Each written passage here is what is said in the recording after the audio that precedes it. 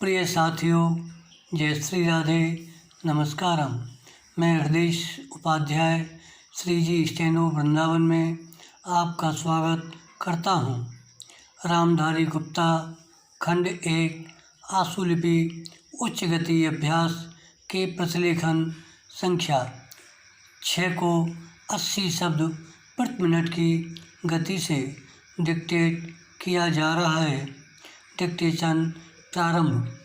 उपाध्यक्ष महोदय, तब उन लोगों को कुछ आशा हुई कि हम लोग भी उसी तरह चल सकते हैं जिस तरह से पहले चल रहे थे बराम। लेकिन अभी हाल में जो चुनाव हुआ उससे देश के धनिकों के मन में बड़ा संदेह पैदा हुआ कि इस चुनाव के बाद उनकी स्थिति वैसी नहीं रहेगी जो अब तक चली आती रही है बराम। गरीबों और अमीरों के बीच में अब तक जो बहुत बड़ा अंतर चला आ रहा था उसको अब तेज़ी से दूर करने का प्रयत्न किया जाएगा बराम। श्रीमान, मैं आपका बहुत ही आभारी हूँ जो आपने सदन में चालू वर्ष के बजट पर अपने विचार प्रकट करने का अवसर दिया बराम। मैं इस बजट का समर्थन करना चाहता हूँ। पैरा। श्रीमान, मैं सबसे पहले अपने दल के नेता प्रधानमंत्री को इस बात के लिए बधाई देना चाहता हूँ कि उनके नेतृत्व में देश में कांग्रेस दल को स्पष्ट बहुमत मिला और इसके फलस्वरूप यहाँ पर केंद्र में एक ऐसी सरकार का गठन हुआ जो कि देश में वास्तव में समाजवाद लाना चाहती है बराम।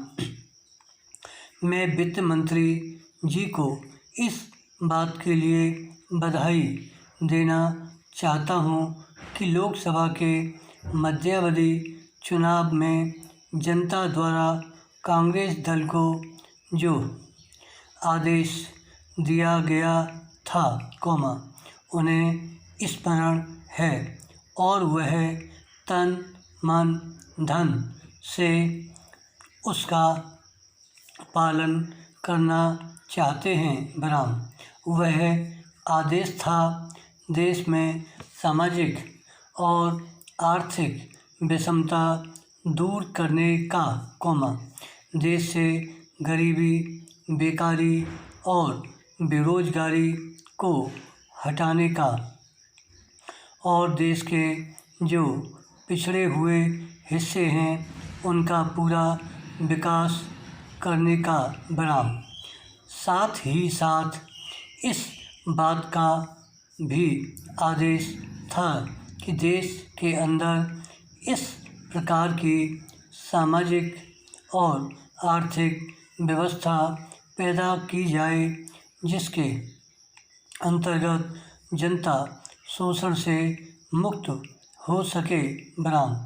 श्रीमान, यह ठीक है कि देश में कृषि के क्षेत्र में उत्पादन में वृद्धि हुई है बराम, परंतु इसके साथ ही साथ यह भी दृष्टि में रखना चाहिए कि लागत में भी पूरी वृद्धि हुई है बराम।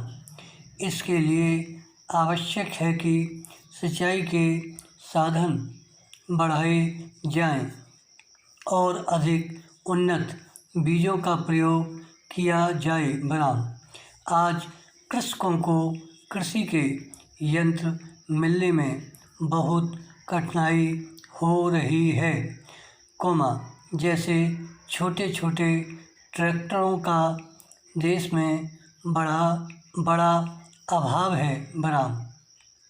उनके बनाने के लिए शीघ्र नए कारखाने खोले जाएं, जिससे कृषकों को जल्द से जल्द ट्रैक्टर मिल सकें बराम। देश तभी प्रगति करेगा, हमारा ऐसा विश्वास है। धन्यवाद। श्री हरदास।